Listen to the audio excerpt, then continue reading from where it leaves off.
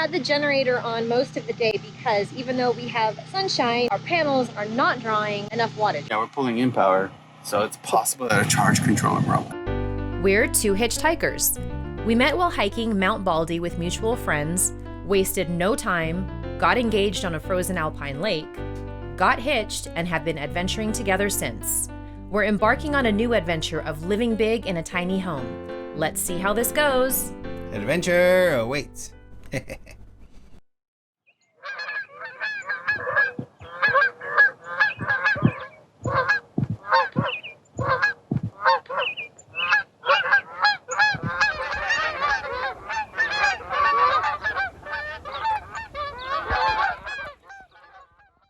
Well, spring has definitely exploded around here. The grass has just shot up in the last week and a half to 2 weeks, and it's absolutely beautiful. It's a little difficult to see all of the green because it sort of looks brown in places, but that is because of a grass around here that we call cheat grass, and it has a little bit of a brownish reddish tinge, but everything underneath is very green, and it's beautiful right now. But soon it is going to dry out, so hopefully our neighbors will be so gracious to let us borrow their tractor again. But it's a little premature for that because the grass is still very lush and it'll gum up the blades of the tractor. So we've got to wait on that. But in the meantime, it still is important to get a hold on what we can, especially around the road borders. Because once this grass dries out, any spark from a vehicle can, unfortunately, grow into something a lot larger. So we have a lot of roadway to cover. So I have been weed whacking most mornings here, a couple of hours at a time. And also just for a good solid fire break around the house itself. So that is the busyness of spring. But I also want to point out that more recently we got this battery charged weed eater. And I am so happy that we have this. It is a lot lighter than the one that uses fuel. Also, I don't have to deal, for whatever reason, maybe it's a better brand, I'm not sure, I don't have to deal with the string, changing it out all the time. It doesn't get caught, it doesn't break up. It lasts me a long time, it's a lot lighter. I can just maneuver it. I don't have to deal with pulling the string to charge it, because the other one, by the time I would get it started, I was so fatigued by having to push the little button to get the fuel going, pulling the string. That thing is harder to turn on than our giant generator. So, needless to say, if you are ever in the market for one of these weed eaters, go just pay the extra $100 or whatever it is for the battery charged one, and not the fuel one. We bought the fuel one in the beginning because we didn't have a way to charge the batteries effectively, and we were relying on fuel 100% of the time. That one finally gave out, and we got this one instead. Game changer. Total game changer.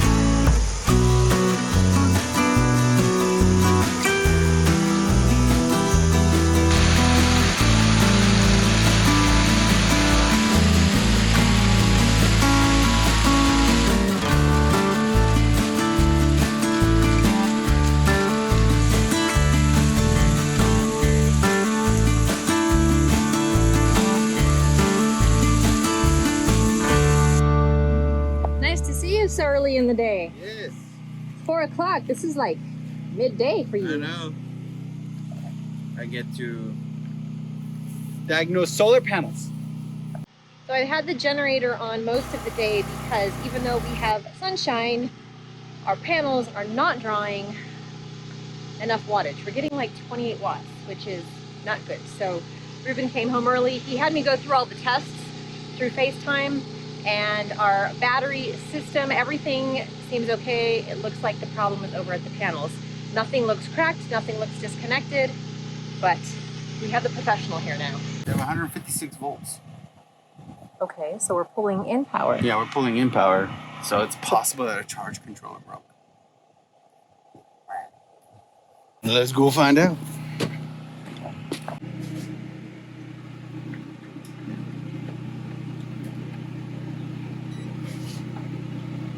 It's 155 volts. So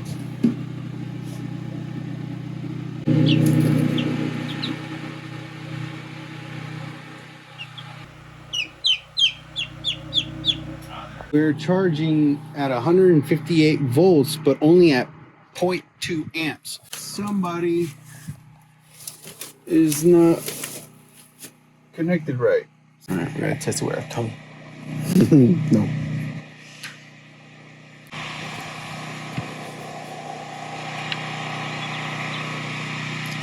Volts. It's 4 amps. I have no idea. The circuit breaker did its job. Popped. So we must have had a lightning strike. No, it's just a surge. That's what happened. And popped the circuit breaker. Yeah, because it was reading only 10 volts, and I'm just like, what the heck's going on? The reason why I was only pushing 0.2 amps is because it didn't have anywhere for the voltage to go. So, yes, we had high voltage, but we had low amps because it didn't have anywhere to send the amps. But now that we have this connected properly, we're pushing 21 amps. So we're charging perfectly fine. We don't have to go get solar panels or anything. Exactly. The circuit breaker did its job. You did your job. But yeah, Oh, thank you. yeah. We're actually charging more through the solar panels than we were through the generator. But that's what was so weird. Yeah. Is because the sun was out and we were at 39%. I was like, what is happening? This is weird. Yeah. No, well, yeah, that's what this is for. Yay. Yeah, it's all over 100 amps from this, even though it's only supposed to be 85. If Totoro is watching right now, he's having a hard Oh my gosh, yes, Totoro is definitely not liking this. And I don't like it either. But I got other things to do. But yeah, all the safety things did its job. Why it tripped it? I don't know. Do I want to find out? Kind of know.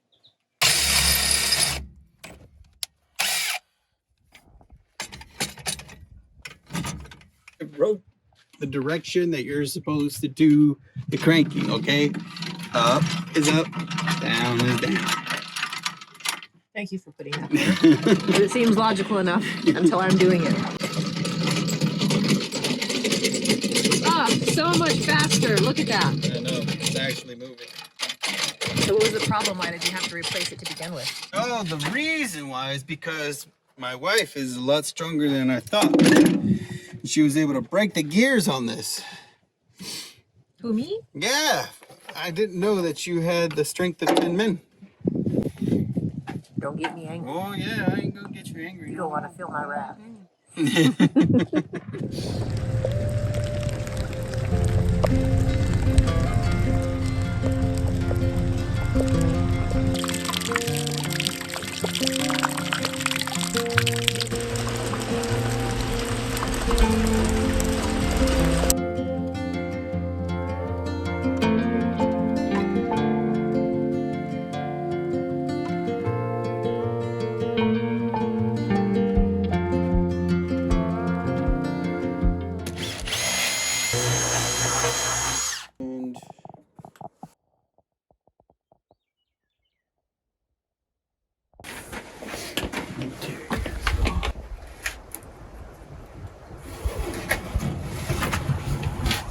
This.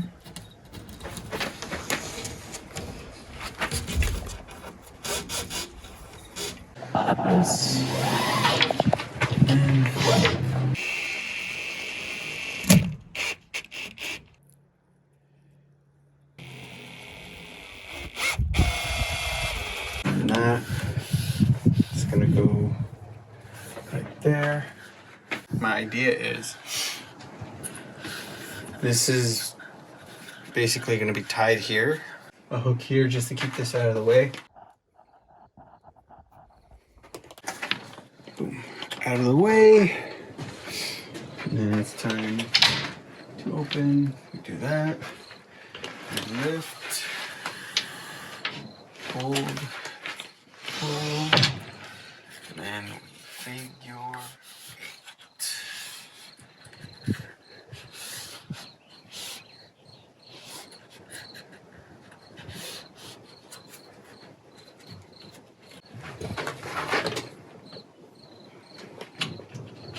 Perfect. Yeah. Like that. Boom. That's a lot better.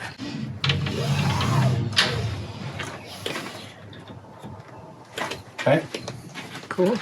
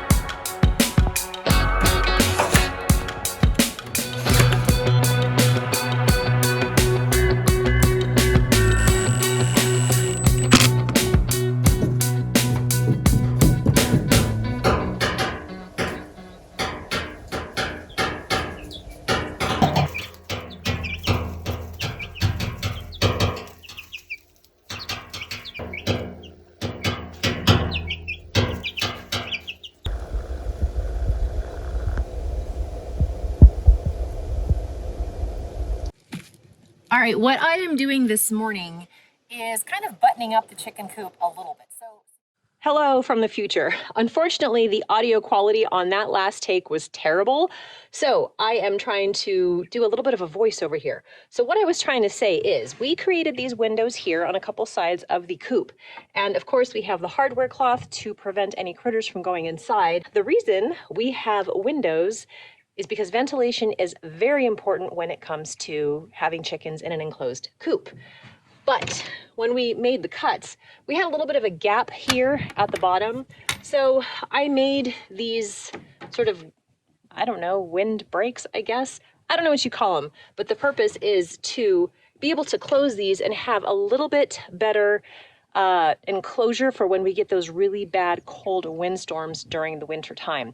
Now we will be able to still keep ventilation on the other side, but we want to prevent those intense cold winds from going in. Plus it's also just another added barrier for any potential predation.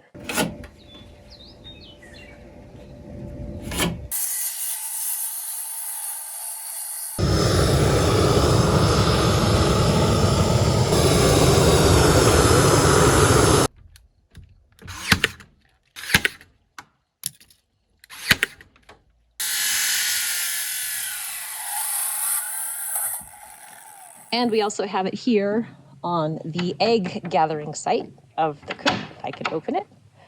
There we go. And of course there's no hardware cloth here because this is where I will be accessing our eggs, our future eggs. It's gonna be a few months before the chickens actually begin producing eggs, but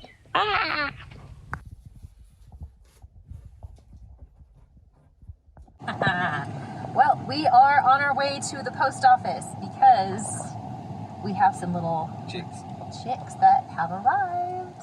Eat happy! Yay! Let's go get you guys some food.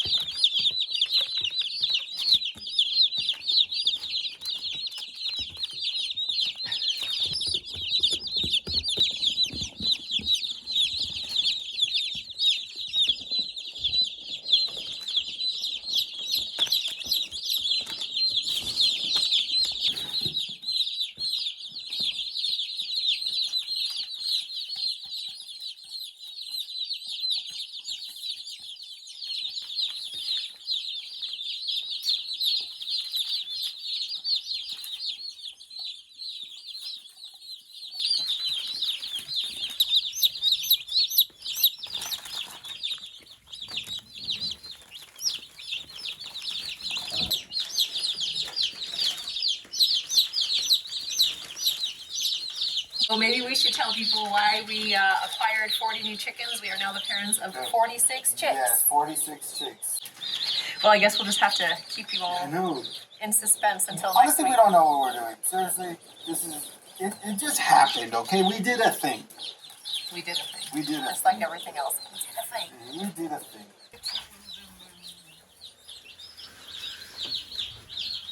See you later, little one. See you later.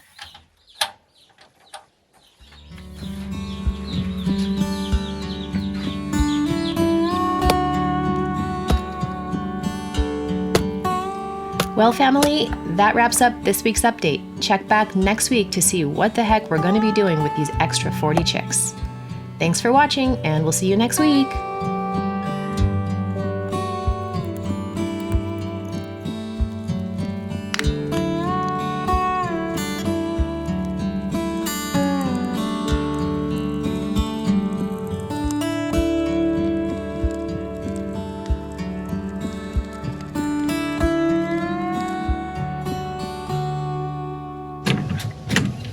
Out of nails.